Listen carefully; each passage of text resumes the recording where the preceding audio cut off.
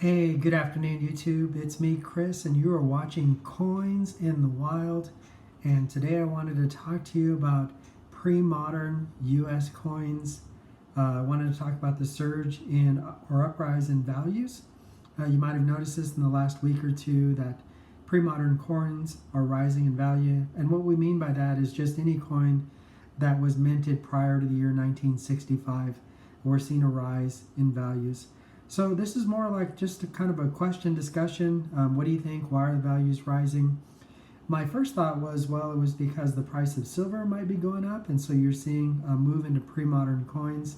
But I don't think that's actually entirely the case. And one of the reasons is the Jefferson nickel. The Jefferson nickel, most of the pre-modern coins are not silver. There is a range of years, I think it's 1946 going back to like 1938 or something like that with Jefferson nickels. And those are silver coins, but generally everything after that period of time is not a silver coin. And you'll notice on the screen here, we have this huge rise in value. And it's all across the board. I'll show you the Kennedy halves for a second. Whoops. And I was looking at SMS sets earlier, and I think I got on the wrong page. Let's move off of this real quick because I got on the wrong page. Let's take a look at the Franklin half dollar. And again, you can see a big uptick in values all across the board. And so there's this huge move into pre-modern coins. And my first inclination, like I mentioned earlier, was I thought, well, it was because of the price of silver. May shoot up here in the very near future. It's had a little rise along with the price of gold, and I haven't really seen anybody talking about this. So what I've been doing, because I think that the move into the pre-modern coins is just the beginning, I really do think there's this resurgence into coin collecting. You're finding people from all walks of life that are just becoming reacquainted with it, or they're discovering coin collecting for the first time. So personally what I did, and I actually went down to my local coin shop today, and I'll show you what I did. Picked up this 1961 silver proof dime, and I've got a number of them actually. I've got another 1961 here. There you go. That's the obverse, and then this is the reverse of the coin, another 1961. And all of these are in just stellar condition. If I had to estimate what the grades would come back at, because they're pristine, minimum of 66. Some of these are 67s. Pretty tough to get a 68, but you never know. It's possible. And but it would have to be an exceptional coin to be a 68. But they're just as clean as you can see here on the camera. They really have no specks, no dust, no lint, no baggage marks, nothing. Of course, these were broken out of sets, and that's why I bought them. They do say SMS on them. I don't know that these are truly SMS coins. I've tried to do a lot of research into this. Somebody said to me on YouTube, I think it was Rich in Cali or something like that, that these were not SMS coins, and he thought they were proof dimes, proof nickels, proof quarters. But my only argument to that, and I'll show you something, my only argument to that is in the ones that I bought that were supposedly SMS coins, there was this, and it's a 1965 Jefferson nickel, which, as you know, there were no proof sets in 1965, and this is not a business strike. So that leads me to believe that all of those coins were SMS coins, because they all came out of the same sets, including this nickel.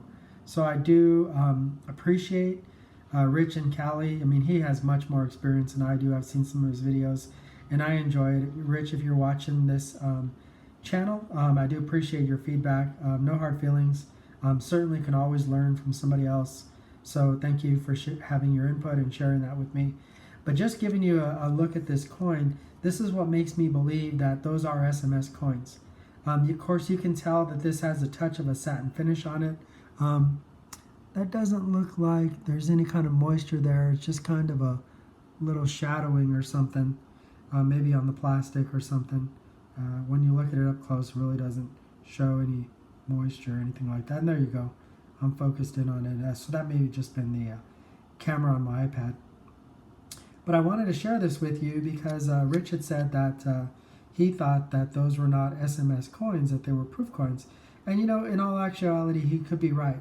But I got them from the same place at the same time, and they were all marked like this. And I really do believe that this is a 1965 SMS coin, and that those other coins that I have there may also be SMS coins. Now, I didn't just pick up the nickels. I got dimes. Of course, this 64, I'll show you this. This 64, we all know, is not an SMS coin.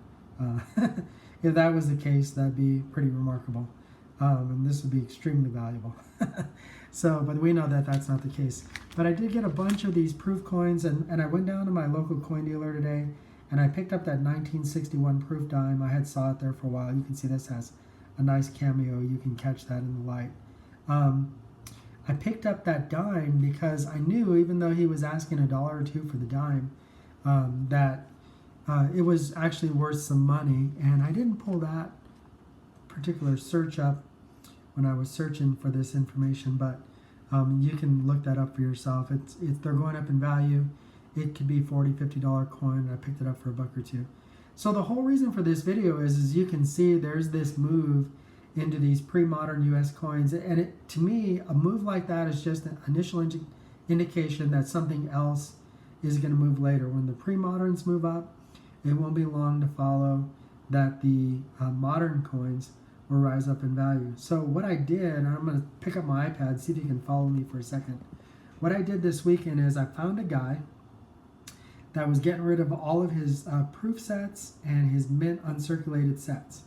And the truth was, what I was really interested was the mint uncirculated sets, believe it or not, because I thought, well, if there's this move, the coins that are the most valuable, the proof sets, they have a pretty hard value, or hard set value, because most of them are 69s and 70s. It's rare that you'll get a proof set that has a 68 unless it's been opened or unless it's had some exposure to the environment and then it got corroded somehow or something. So you're not going to get a 68 generally from a proof set. But to find mint state coins in modern coins, you would have to go to uncirculated sets. So I'm going to lift up my iPad for a second. Sorry if you're getting dizzy. But this is what I bought, and you can see it. I bought all these sets this weekend, and you can see those there. I picked up those as well. And they're all mint uncirculated sets in multiple years. There isn't anything especially valuable in them at the moment. I did notice that some of the half dollars had values of about $50 or $60 in mint state 66, mint state 67, which for an uncirculated coin is about as high as I think you could reasonably expect to get one. I mean, if you got one in a mint state 68, then kudos to you, but you really couldn't look through an uncirculated set and just absolutely hope that it was going to be a mint state 68. You have to be more realistic than that.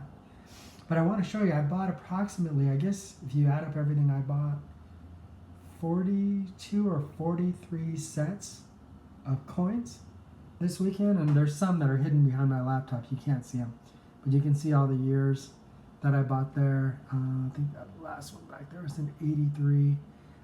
All these different years of sets. And the reason why I did it is because of this. I saw that there's this big move into uncirculated pre-modern coins, and really some nice values. I'm going to raise this up so we can get to the ones that are a little more common.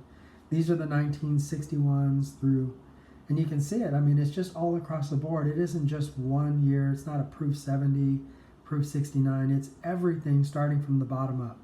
And I think that that's just a move. A whole market is moving, and the next move that you're going to see is in the modern U.S. coins. So hope this video was helpful. I'd like to know your opinion on it. Like I said, I don't have as much experience as guys like Rich and Callie, but he definitely knows his stuff. I'd like to hear his opinion. If you had an opinion on this, or if you've seen the same move and are out there collecting sets, I think sets is where it's at right now. You can pick up uncirculated sets, at the right opportunity for like $3. The coins are worth just a little less than that because they've got two sets. You got the Denver and the Philadelphia together, and then some of them, like the 1996s, have a West Point dime, and then there were other sets that had the state quarters. I guess that began in a certain year. I can't think of the year off the top of my head, but they had the quarters in there. So just from that alone, you're getting almost $3 in coins. And if you only pay $3 and maybe you pay $4, just to be fair to somebody, that's fine. And I was fair to the guy I bought him from. I didn't want to take advantage of him. He seemed like maybe he was selling his set to help somebody else out with some money, maybe a family member or something. So I was fair to the guy. I paid a fair price and did not take advantage of the situation. So what do you guys think? Let me know in the comments below. Please like, subscribe, give a thumbs up to this particular video, and appreciate having you here. This is Coins in the Wild, and it's me, Chris. Thanks for visiting today. Let me know what you think, and have a great night. Bye now.